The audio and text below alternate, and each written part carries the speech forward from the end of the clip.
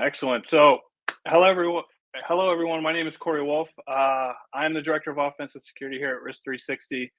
This is our first of many LinkedIn Live series where we talk about the most important things that you need to know about. So, the things that your bosses are going to ask you about, the things that your clients are going to ask you about, and yes, the things that vendor management are going to ask you about. We aim to do this all in 10 minutes or less so you can get on with your day, and we hope this is helpful to you. As far as being helpful, we also have, as part of this series, a monthly resource that you can download for free. For the month of April, we do actually have a penetration testing ROI calculator, which you can find a link, I believe, in the comments of the event.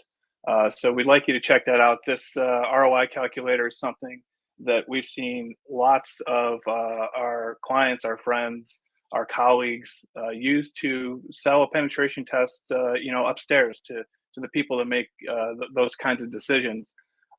It really helps when it comes time to do something more than just a compliance check the box type pen test, right? Because those are usually they're required, right? They're required by compliance, SOC, PCI, ISO, whatever it might be. But if you really want to go a step further and really do something for compliance sake or for security's sake, this pen test ROI calculator should help you out. So I think Andy might have just posted a link in the comments as well. So I would suggest that you check that out.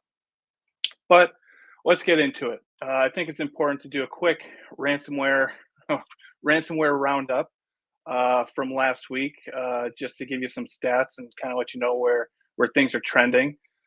From April 7th to April 13th, there were 95 organizations that we know of. 93 organizations that we know of that fell victim to ransomware. I think the last time we collected this data was maybe 2 weeks ago, and that number was 95.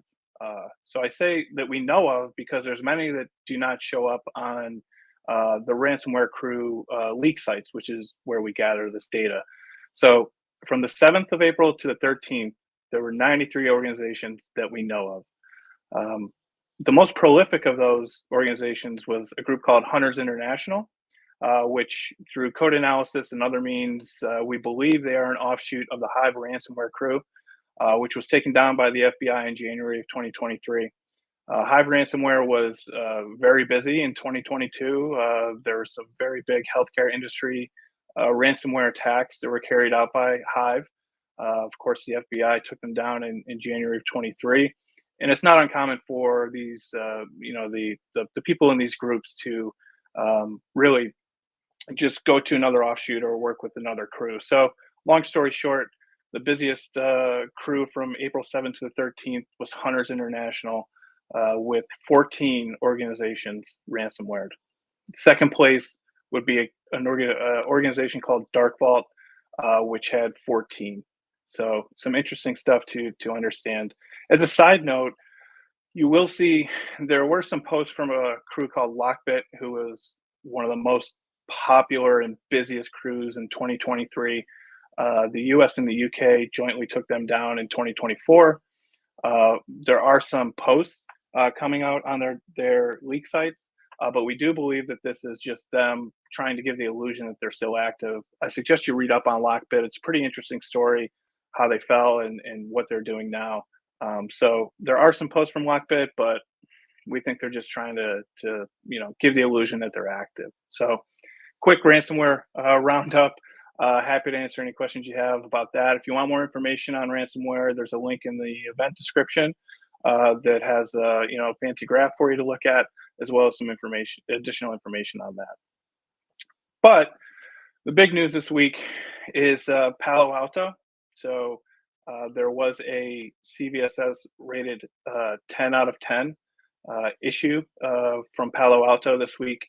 It affects PAN-OS versions 10.2, 11.0, and 11.1. So PAN-OS is the operating system that runs in all of their firewall products, their VPN appliances, which are typically the same thing. But that's their operating system that powers all of their devices. The initial attack vector that was discovered by a research company called Velexity, show that there was a file write issue uh, in the PAN-OS web UI.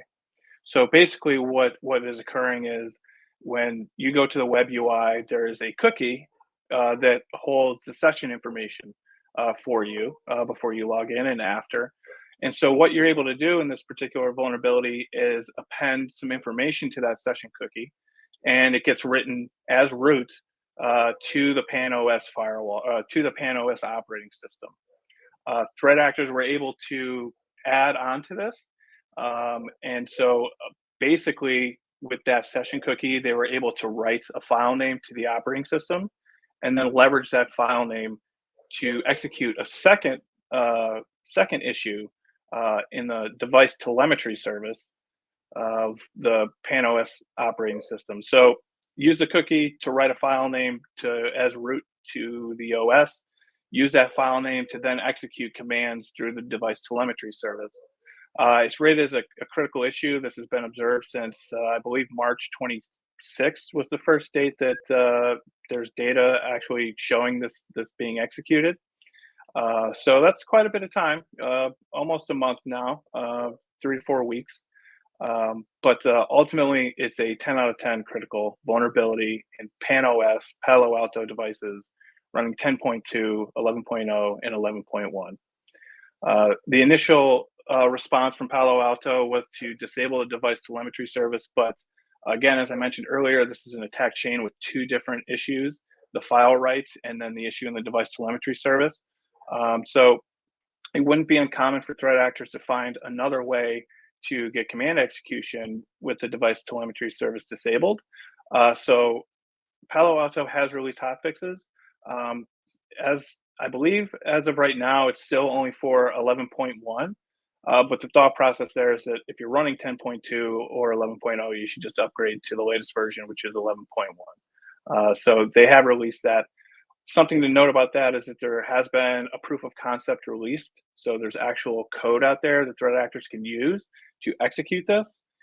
Whenever we see that happen, we almost always see an uptick in automated attacks. So if there's a POC, threat actors can automate the discovery of these devices and the exploitation of these devices, which is why it's critically important to make sure that you update as soon as possible.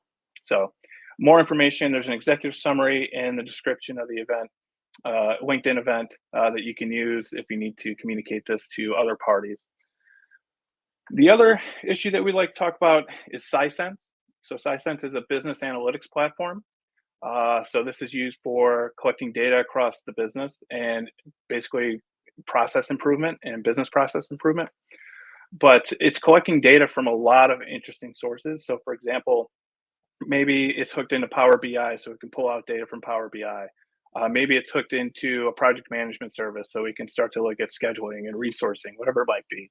But the idea is that you collect all this data from across the business. You analyze it in some way, identify trends, identify areas to improve upon. But Sisense is tied into all sensitive areas of the business, and it's done in multiple different ways. But Sisense hasn't provided too much guidance on this because essentially what we understand is that Sisense uses an on-prem GitLab instance instead of, say, a hosted one. And threat actors were able to execute some sort of bug in the GitLab instance that they host, which they then use to pivot into an Amazon S3 bucket containing credentials for all the services that Sisense is hooked into, so for across all their customers.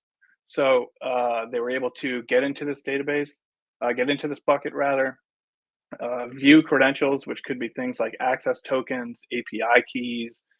In the case of certificate-based authentication, they were able to grab those certificates. They were all stored in this bucket, which they were able to access through a GitLab bug. So, at the end of the day, the recommendation there is to do password resets on users, on your databases, reset API keys, revoke certificates, which, as we know, is not an easy task. But as it stands right now, that's the guidance from Sisense, and that would be the guidance from myself as well. Do what you can to reset all those things. Certificate revocation is not easy. Totally understand, but that is a sensitive area, and you should reset everything as soon as possible. So that's it for today. I think we're pretty much 10 minutes on the dot. I appreciate you taking the time to spend with me here today. Again, we'll be doing these every Thursday, and I look forward to seeing you on the next one. Again, my name's Cory Wolf, Director of Offensive Security at Risk 360. I hope you have a great rest of your week, an excellent weekend, and we'll see you next Thursday. Speak soon.